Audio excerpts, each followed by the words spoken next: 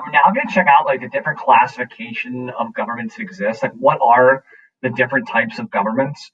And generally, there are three questions that you can ask, and depending on how you answer them, will determine like what type of government we're talking about. So the first question that we ask when we're classifying governments is who within that government is allowed to participate in the making of like laws. Um, the first sort of like category in terms of this is a dictatorship, which is I think a term that most of you are familiar with.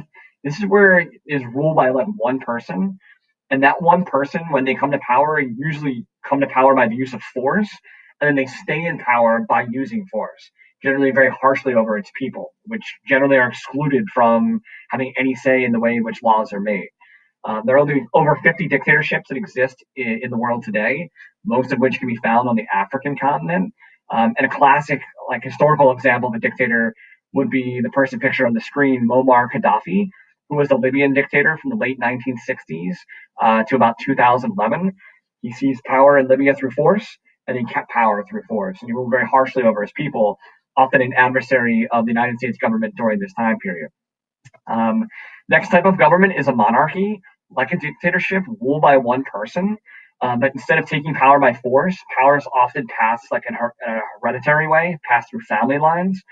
And oftentimes, especially today, countries that have monarchies also have representative governments as well. Like the monarchs, like Carl Gustaf, who is the king of Sweden, it has been since 1973, generally doesn't have much power. Queen Elizabeth in England doesn't have much power. In both Sweden and England today, there is an actually elected parliament that makes most of the decision making or accomplishes most of the decision making.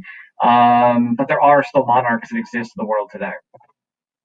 Oligarchies are ruled by a few people instead of a one person or a large group. This is ruled by a few people. Great example of this would be like South Africa from 1948 to the early 1990s. There was a system that was put in place in South Africa called apartheid. This was power that was taken by the extreme white minority population and basically used to oppress the majority black South African population through a system of racial discrimination and segregation. This was something that the individual in the upper right-hand corner, Nelson Mandela, like fought against.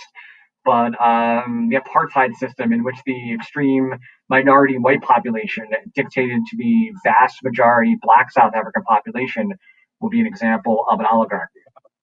Direct democracy is when all citizens have an opportunity to vote on like everything that happens. Examples of this would be there are no practical examples of this existing in the world today, but like ancient like Greece, ancient Athens, where like all the citizens came together to decide issues, or old school New England town meetings where everybody gathered in a town hall to make decisions for the community. This is like where everyone has an opportunity to have their voice like included in like the voting on laws. Clearly, what we have today is an indirect democracy, or we refer to this as a republic.